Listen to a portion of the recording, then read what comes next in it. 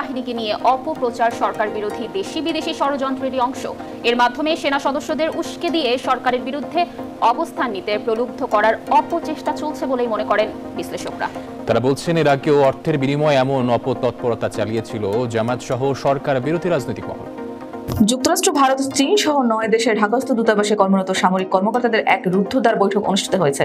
শুক্রবার সন্ধ্যা 6টা 25 থেকে গুলশানের রাফিনাতো রেস্টুরেন্টে 5 ঘন্টারও বেশি সময় ধরে এই মিটিং অনুষ্ঠিত হয়। গুলশান 2-এর 36 নম্বর রোডে অবস্থিত রেস্টুরেন্টটি বিএনপির স্থায়ী কমিটির সদস্য ডক্টর আব্দুল মঈন খানের মালিকানাধীন।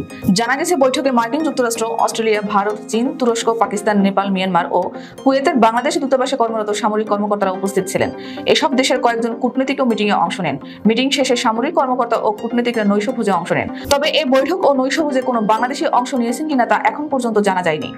মিটিং ও নৈশভোজে চলা অবস্থায় উক্ত রেস্টুরেন্টে বাংলাদেশি কোনো কাস্টমারকে প্রবেশ করতে দেওয়া হয়নি বলেও একটি সূত্র নিশ্চিত করেছে। চাচ্ছি যেন উনি আমাকে সেই সক্ষমতা দান করে যাতে আমার দায়িত্ব আমি সঠিকভাবে পালন করতে পারি। তবে একথা সত্য যে আমাদের সকলের সহযোগিতা ছাড়া এত বড় গুরু দায়িত্ব পালন করা যাবে না। বাংলাদেশ সেনাবাহিনীর যে ক্লাসিক্যাল রোলগুলো আছে, আমরা সচরাচর যে দায়িত্ব পালন করে থাকি, সেই দায়িত্বগুলো আমরা যাতে সঠিকভাবে পালন করতে পারি।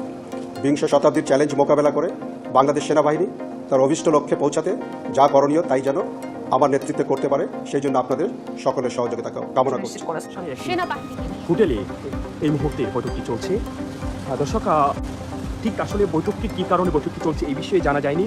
তবে যতটুকু তথ্য রয়েছে যে যেই রেস্টুরেন্টটিতে বৈঠক চলছে এটি বিএনপি স্থায়ী কমিটির সদস্য ডক্টর আব্দুল মঈন খানের মালিকাধীন এই রেস্টুরেন্টটি, এবং ঠিক তার যে বাসাটি রয়েছে গুলশানে, সেই বাসাটির পাশেই এই মুহূর্তে সেই বৈঠকটি চলছে। এই বৈঠকে রয়েছে 10টি দেশের যে সামরিক কর্মকর্তারা এই বৈঠকে রয়েছে। তার মধ্যে অস্ট্রেলিয়া, ভারত, তুরস্ক, নেপাল, পাকিস্তান, মার্কিন, চায়না, মিয়ানমার, কুয়েত সহ মোট 10টি দেশের সামরিক কর্মকর্তা যারা রয়েছে তাদের নিয়ে এই বৈঠকটি চলছে।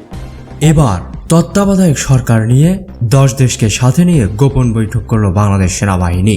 গুলশানের একটি আভিজাত হোটেলে 5 ঘন্টার রুদ্ধদ্বার বৈঠকের পর এই তথ্য জানানো হয়েছে।